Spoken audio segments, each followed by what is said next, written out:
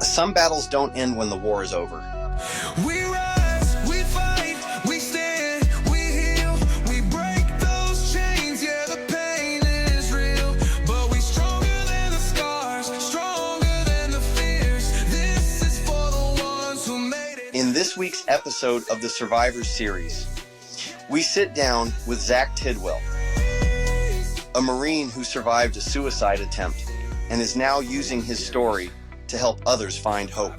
This is a raw, honest conversation about mental health, resilience, and the fight to keep going, even when it feels impossible. If you or someone you love has struggled, this episode is for you. Tune in this Wednesday on the Survivors series. But look where you stand. Took every hit, but you still made a plan. They counted you out, but you flipped the page. Turned pain into power, now you light up the stage. You are listening to That's Life, a One Love Media production.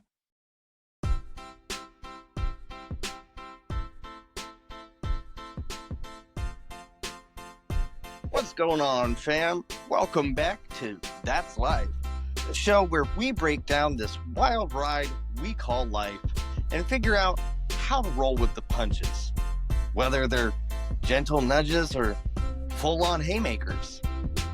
I'm your host, Kyle Fields, and let's be real.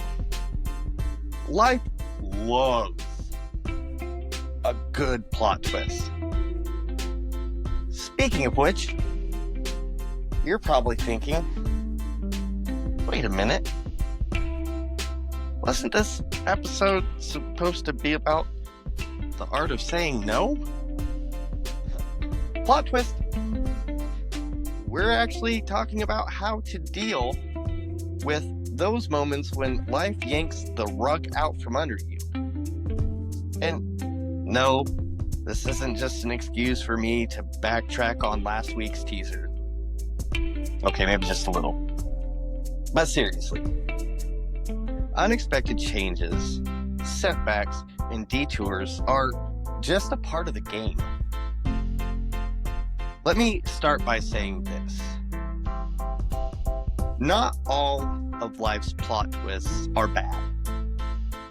Some of them are the best things that ever happened to us, even if they don't feel that way at first. Sometimes what looks like a disaster is actually just a redirection to something better. Losing a job might push you into a career you love. A breakup might lead you to the person you were truly meant to be with.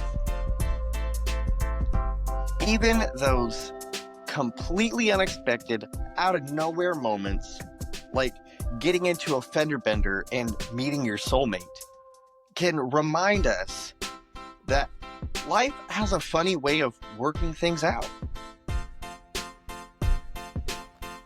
And then there are the moments we fight against.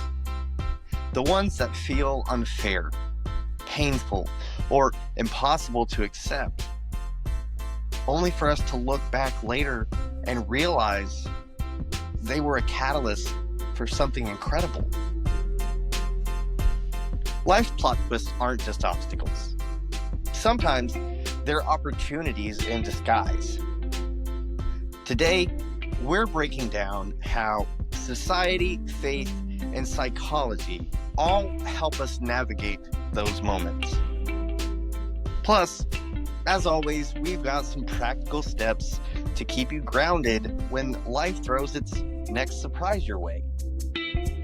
And also, heads up, you're going to hear it at the end of the show too, but next week is a huge episode. We are going to be talking about self-sabotage with the incredible Dr. Laura Ellick, a clinical psychologist, not mine personally, a speaker and an expert in breaking those toxic cycles we get stuck in. So if you've ever felt like you're your own worst enemy, that episode is going to be for you, so you're going to want to tune in. All right, what do you say we dive into these plot twists?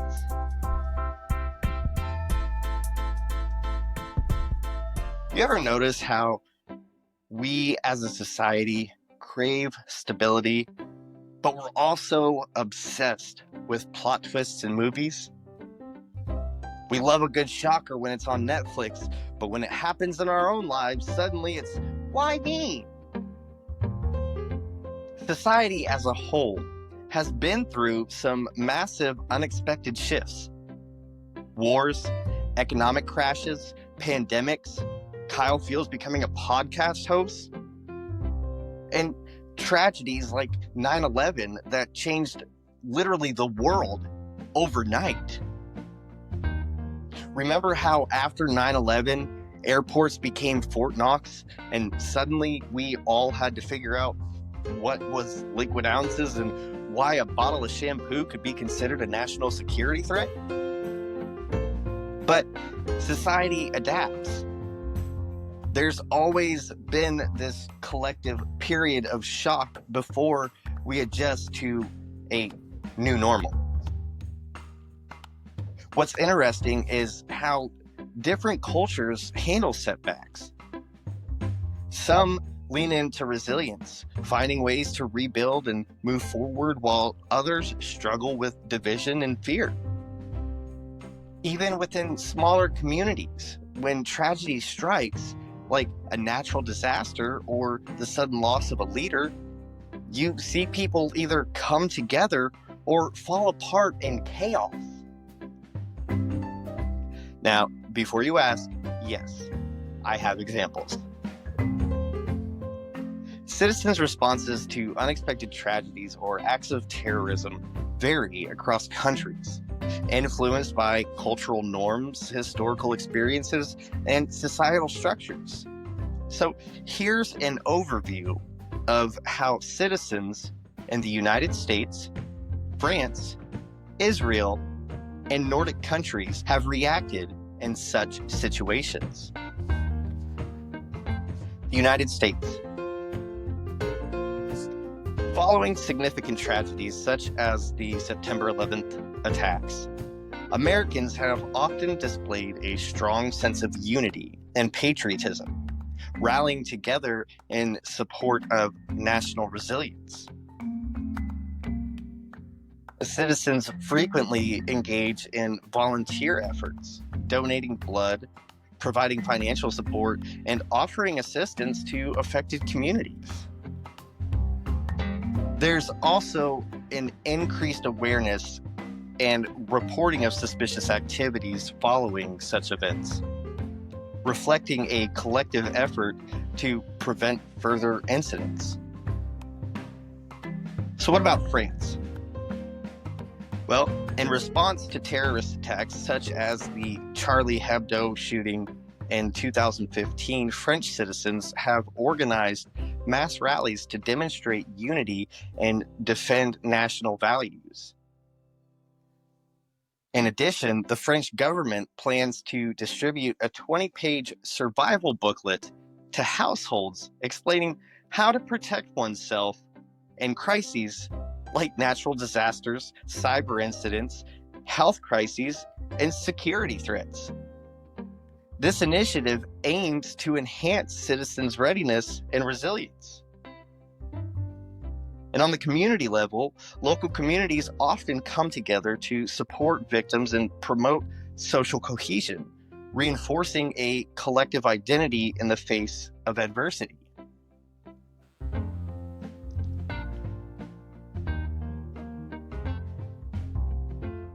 Israeli citizens are known for their rapid response to crises, often volunteering for emergency services and supporting affected individuals.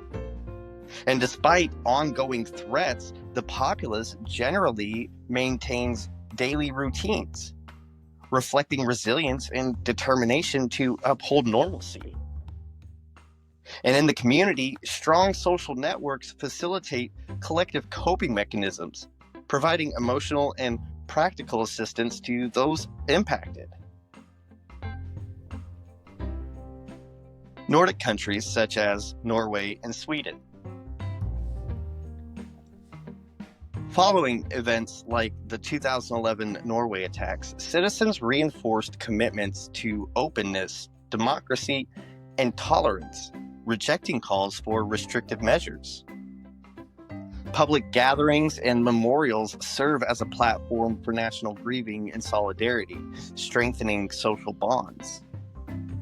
High levels of trust in government and public institutions contribute to orderly and unified responses, minimizing panic and fostering cooperation. These varied responses highlight the importance of cultural context, societal trust, and community structures in shaping how citizens react to unforeseen tragedies or terrorist acts. The real question is, what role do we play in shaping the response? Are we the ones offering support, hope, and solutions? Or are we feeding into panic and fear? Because the way we, as individuals, handle unexpected events affects the collective response. And if we've learned anything from history, it's that we're stronger when we lean on each other. All right, let's bring some biblical wisdom in, because the Bible is full of plot twists. Like, imagine being Joseph. One minute, your dad's favorite kid. The next, you're in a pit. Then you're sold into slavery. Then you're falsely accused of a crime you didn't do and thrown in prison. And then, bam, you're running Egypt, baby. If that's not a wild character arc, I don't know what is. But what about when the plot twist is lost? What about when someone we love is taken from us unexpectedly? That's when the whole God has a plan idea really gets put to the test. It's easy to trust when things are good, but when life hits us with a tragedy, it's natural to ask why. So let's talk about Job. Because if there was ever a guy who got hit with the worst plot twists of all time, it was him. One minute, Job's got wealth, health, and a beautiful family. The next, he loses everything. His children, his fortune, his health, and to make things worse, his so-called friends basically tell him, yeah, this is probably your fault. Talk about the strong beginnings of a #1 country song. Job's story is hard because it forces us to ask, why does God allow suffering? Why do good people lose everything while others seem to skate by untouched? And if God has a plan, how do we trust it when everything falls apart? But here's the thing. Job never got a clear answer. What he did get was a reminder that he wasn't alone, and that faith doesn't mean life will be easy. It means we're not carrying the burden alone. In Isaiah 41:10, God says, "Do not fear, for I am with you. Do not be dismayed, for I am your God. I will strengthen you and help you. I will uphold you with my righteous right hand." Even Jesus himself asked, my God, why have you forsaken me?" in Matthew 27:46 while on the cross. If the Son of God had moments of doubt in the face of suffering, you're not weak or faithless for struggling with it too. The Bible reminds us in John 16:33, "In this world you will have trouble, but take heart. I have overcome the world." God never promises a life without hardship, but he does promise to be with us through it. Psalms 34:18 says, "The Lord is close to the brokenhearted and saves those who are crushed in spirit." We don't always know why things happen, but we do get to choose how we respond. Do we let unexpected loss break us, or do we trust that even in chaos, there's a bigger picture we can't see yet?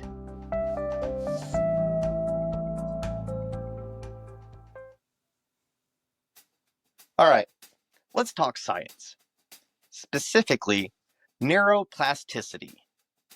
And no, I'm not talking about that cool album from System of a Down. Neuroplasticity is the brain's ability to rewire itself after trauma, stress, or major life changes. Basically, your brain is constantly adapting, even when life throws a curveball you weren't expecting. When we experience a sudden loss or a major setback, our brain goes into survival mode. We feel shock, denial, anger, sadness, and eventually, hopefully, acceptance. And it's not going to be in that order. But here's where things get interesting.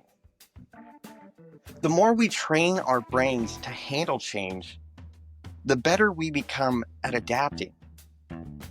Think about people who go through something devastating, a breakup, a job loss, a major health diagnosis, and they come out stronger, wiser, even more fulfilled. That's because they've built up emotional resilience. The trick isn't avoiding hardship, because believe me, that's impossible. It's about developing healthy coping mechanisms, so that way, when life knocks you down, you don't stay down. So what do we do when life throws us a major curveball? Here's the game plan. Number 1, pause and breathe. Your first reaction is usually emotional. Anger, fear, sadness. That's normal. But before you react, take a step back. Process first, respond second. Number 2, look for a lesson. As painful as setbacks are, there's always something to be learned. What can this experience teach you about yourself, about others? Number 3, adjust your mindset. Instead of asking, why is this happening to me? Try, how can I grow from this? It's a small shift, but it changes everything. Number 4, seek support. Whether it's therapy, faith, or friends, don't try to handle it alone. Even the strongest people need help sometimes, and that's okay. Number 5, help others who are struggling. When we go through something hard, we develop wisdom, and that wisdom is meant to be shared. Be a light for someone else who's in the dark. Number 6, control what you can. Focus on the things within your control. The rest, let go and let God. You know, the same thing that bird did after Randy Johnson struck him out. If you know, you know. And if you're struggling right now, know this. You are not alone. No matter what life has thrown at you, you are stronger than you think. And you have people who care about you. Reach out. Lean on your support system. Don't be afraid to ask for help.